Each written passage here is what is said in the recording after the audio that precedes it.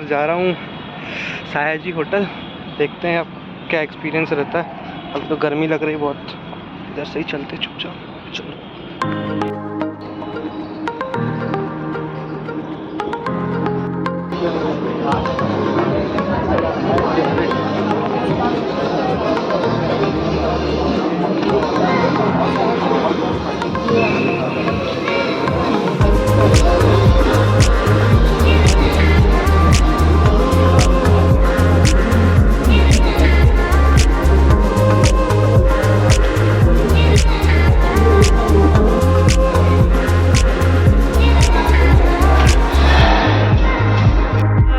सोचा है कि करेंगे कभी, लेकिन चालू नहीं किया है। Okay, that's a good back benchers. ठीक है। And what is the reason, मतलब if you can we send it mic in the audio, what is the reason? Also competitive advantage क्या है? These are some of the examples. Competitive advantage मतलब क्या है? इंदौर का खाना, मतलब हम बैंगलोर से जब आते हैं ना, एक तो सेशन तो है ही, उसके साथ हमारा दूसरा एजेंडा रहता है इंदौर में खाना खाना, है ना। बाहर जाके पोहा तो खाने का तो जरूर लिस्ट में तो रहेगा। मान लीजिए आपने एक कोड क्रैक कर लिया, सबसे टेस्टीएस्ट पोहा, आपने एक जगह अपना एक दुकान खोला। अगले 3 महीने में क्या होगा? आपके बगल में 10 शॉप और आ जाएगा। अगर आपका बिजनेस बहुत अच्छा चल रहा है, प्रॉफिटेबल है, तो 10 शॉप और खुल जाएगा। दैट मीन्स आपके बिजनेस का कॉम्पिटिटिव एडवांटेज क्या है जो दूसरा लोग कॉपी ना कर पाए। बैंक कैसा है, जितना जैसे रेशियो कम होते जा रहा है, दैट्स एन इंडिकेशन दैट उसका हेल्थ बिगड़ रहा है। As simple as that. जितना ज्यादा है उतना अच्छा है, right. Next point, CASA ratio. CASA ratio for a bank is very important. क्यों? कासा रेशियो का मतलब क्या है? Current account savings account, correct. एक बैंक का बिजनेस क्या है? They borrow and they lend. When they borrow means what? Deposit से पैसा उठा रहे हैं। Current account, savings account, fix deposit, term deposit हो गया। किसी एक बैंक को बहुत सस्ता फोकस रहता है on to borrow loan at a cheaper rate. Cheapest form of borrowing कौन सा है? Current account, savings account. Current account में कोई इंटरेस्ट देते नहीं है, सेविंग्स अकाउंट का 3% से ज्यादा देते नहीं है। So any bank which has higher CASA ratio generally tend to be more profitable. For example, इसके हिसाब से आप देखोगे, HDFC बैंक का कासा रेशियो 47% है, ICICI बैंक का 45 है और कोटक बैंक का 60% है। पिंक टी शर्ट और लैवेंडर टी शर्ट, हाँ। Affordable diversification. ओके, या इसलिए पीछे बैठे। अब हो नहीं सकता अभी।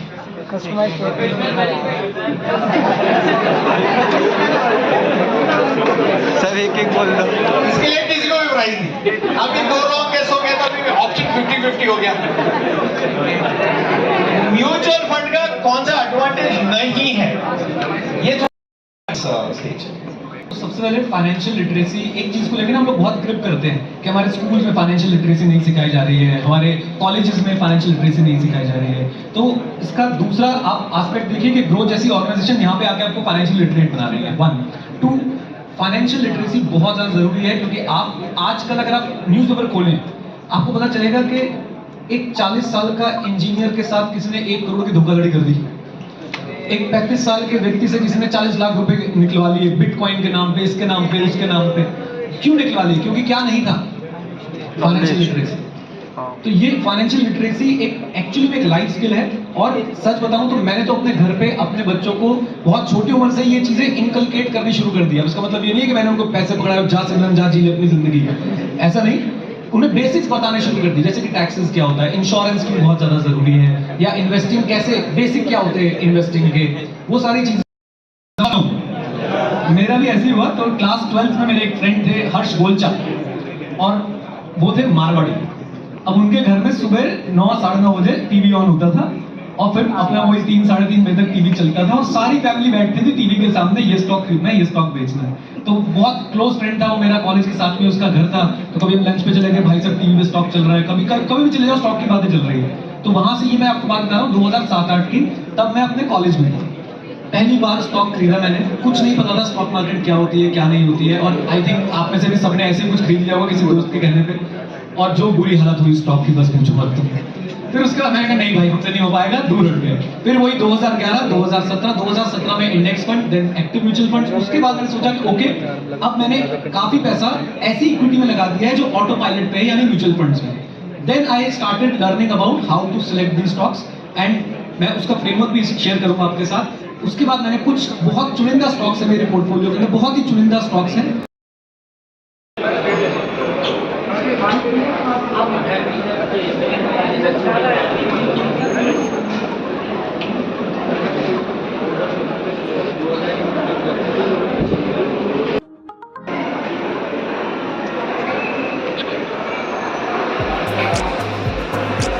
भाई अब आए गए हैं तो थोड़ा घूम भी लेते हैं और थोड़ी मौके मिलते हैं यहाँ पे आने के।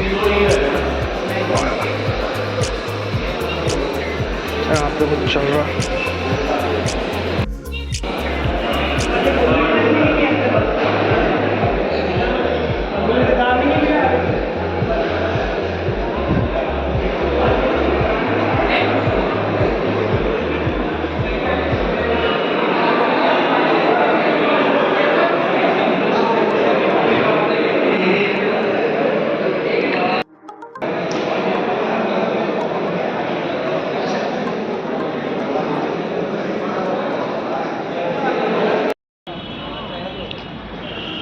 Finally guys, meeting is over. Now we are going to home back. So look this beauty. Wow, people are taking pictures. Nice view. Okay.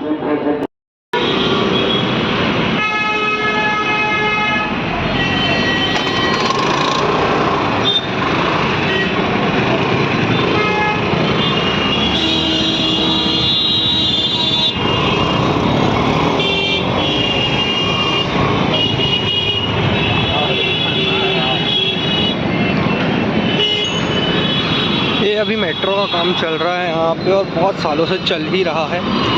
Let's hope जल्दी बन जाए। और देखो भाई रात का हल्ला गुल्ला शोरगुल। चलो अब घर निकला जाए, ई रिक्शा मिल जाए बस जल्दी जल्दी घर के लिए। देखो अभी यहाँ पे खड़े खड़े 10 मिनट हो गए हैं, एक भी ई रिक्शा नहीं आ रही। मैं तो सोच रहा हूँ या तो विजयनगर पैदल चला जाऊँ, फिर वहाँ से आई बस लेके शालीमार टाउनशिप, नहीं तो सोच रहा हूँ यहाँ से ही पैदल चला जाऊँ। क्या करूँ समझ नहीं आ रहा ऊपर से। ई रिक्शा तो यहाँ पे आती रहती है, पता नहीं आज क्यों नहीं आ रही है। वैसे भी रात का माहौल हो गया है। खाना तो अच्छा खिलाया है इन लोगों ने, पाव भाजी थी, खाने के लिए मज़ा आया। बट अब घर जाने की तलब हो रही है मुझे, और गर्मी भी बहुत है आज बहुत।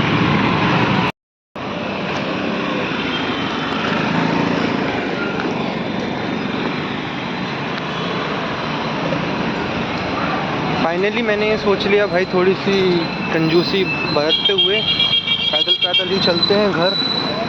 ऐसे भी ज़्यादा दूर नहीं है, लेकिन फिर भी यार चलो एक ओवरऑल व्यू दूँ मैं कि आज मीटिंग में क्या क्या हुआ। So it was pretty good. उन्होंने काफ़ी सारी चीज़ें बताई जो हमें नहीं पता थी। मेरे को भी बहुत सारे डाउट थे जो कि उन्होंने क्लियर करे। उनकी कुछ कमियां थी जो हम लोगों ने भी बताई। वैसे तो ये ग्रो का एक वो था, मतलब ग्रो वालों ने बुलाया था हम लोगों को, फ्री था सायाजी होटल पे। But it was good. हमारे एक ख़ास मेंटर आए थे, उनका नाम है नीरज अरोरा सर। आप इंस्टाग्राम प्रोफाइल चेक कर सकते हो उनकी। तो उन्होंने काफ़ी ज़्यादा हमें गाइड किया। भाई थोड़ी सी शांत जगह देख के वीडियो बनाने में अच्छा लगता है, क्योंकि ज़्यादा खटर पटर होती आवाज़ होती तो मज़ा भी नहीं आता। ना आपको सुनने में मज़ा आएगा, ना मुझे बोलने में मज़ा आएगा। और ऐसा है कि थोड़ा सा मैं शाय भी हूँ, कैमरा कॉन्शियस, बट फिर भी कर रहा हूँ ताकि लोगों को एक व्यू मिले, ताकि इंदौर के बारे में तो थोड़ा जान पाएँ। और इससे ज़्यादा ये है कि एक गुड कंटेंट प्रोवाइड हो आपको। एंड अभी मैं जिस एरिया में हूँ उसका नाम है area number scheme number 54। Vijaynagar, जो कि बेसिकली विजयनगर के अंदर आती है। और भाई साहब यहाँ की दुकानें, मतलब पूछो ही मत दुकानों के बारे में, तो एक से एक महंगी दुकान, मतलब अननेसेसरी महंगी है दुकान। कोई भी चीज़ आपको सस्ती मिल जाएगी, बट ये क्या है, रिचर एरिया है इंदौर का, मतलब बहुत हाई क्लास लोग यहाँ पे रहते हैं, तो यहाँ पे भी चीज़ें ज़बरदस्ती महंगी है, और कुछ नहीं। ठीक है यार, बाकी ऐसे वैसे तो बताऊँ, मैंने बोल दिया कि हाँ डिस्टेंस कम है, ऐसा है वैसा है, बट नहीं तो 2-2.5 किलोमीटर तो आराम से चलना पड़ेगा मेरे को, और कुछ नहीं है। अच्छा, पहले मैं सोच रहा था कि लाइक अभी मैं वीडियो बनाऊंगा तो मेरे को सबके सामने थोड़ा सा अजीब लगेगा, बट ऐसा है कि मैं मतलब लोग बाग देखते भी नहीं है, और अगर लोग बाग देखते भी हैं तो लाइक लगता है कि हाँ ये तो वीडियो कॉल पे बात कर रहा होगा ऐसा, तो वो एक मेरे को प्लस पॉइंट लगा। मैं रास्ता तो नहीं भूल रहा हूँ ना? नहीं, रास्ता नहीं भूल रहा। चलो भाई चलो, घर पहुँचे। मैंने सोचा था कि पहले जाएंगे साया जी, वहाँ मीटिंग अटेंड करेंगे, देन फिर उसके बाद अपन जाएंगे मिग्विक गार्डन। वहाँ पे लाइन से स्टॉल्स रहती खाने पीने के लिए, तो अपन थोड़ी वहाँ पे पेट पूजा करेंगे। बट ये बहुत अनएक्सपेक्टेड था कि ग्रो वालों ने वहाँ पे खाने पीने का इंतज़ाम करके रखा था। रिफ्रेशमेंट थी बेसिकली, एंड खाने के लिए पाव भाजी थी, टी थी, कुकीज़ थी, और भी मतलब चीज़ें थी। बट उससे मतलब अभी ये था कि मेरा ऐसा पेट भर गया है खाना खा के। बट अभी मैं इतना वॉक कर रहा हूँ तो मुझे डाउट हो रहा है कि मैं घर जाके खाना खाऊंगा या भी नहीं खाऊंगा, आराम से। बाकी ठीक है यार, मतलब इंदौर शहर का जो मज़ा है ना, वो रात में घूमने में ही आता है। जो ब्यूटी है इंदौर की, रात में ही से उभर के आती है। हाँ, मतलब सारी चीज़ें देखने को मिलेंगी, अच्छी भी बुरी भी, बट मज़ा तो रात में ही है। वैसे मैं आपको दिखाऊंगा यहाँ के घर और यहाँ की महंगी गाड़ियाँ नेक्स्ट वीडियो में। अगर आप बोलते हो लाइक आपको देखना है, जानना है, देन फिर मैं बनाता हूँ, कि आप कमेंट कर देना। और आपको इंदौर के बारे में, कोई प्लेस के बारे में जानना है, देन फिर अपन वहाँ पे विज़िट करेंगे। ऐसे बहुत सारी मोस्टली प्लेसेस हैं जहाँ मैं नहीं गया हूँ, और कुछ प्लेसेस हैं जहाँ मैं गया हूँ, तो बता दीजिएगा आप। जहाँ आप बोलेंगे वहाँ हम चल पड़ेंगे। मतलब इतने वेले इंसान नहीं है कि ऐसे उठे और चल लिए, प्रॉपर प्लानिंग लगेगी, चीज़ें लगेंगी, फिर जाएंगे। बट फिर भी सजेशंस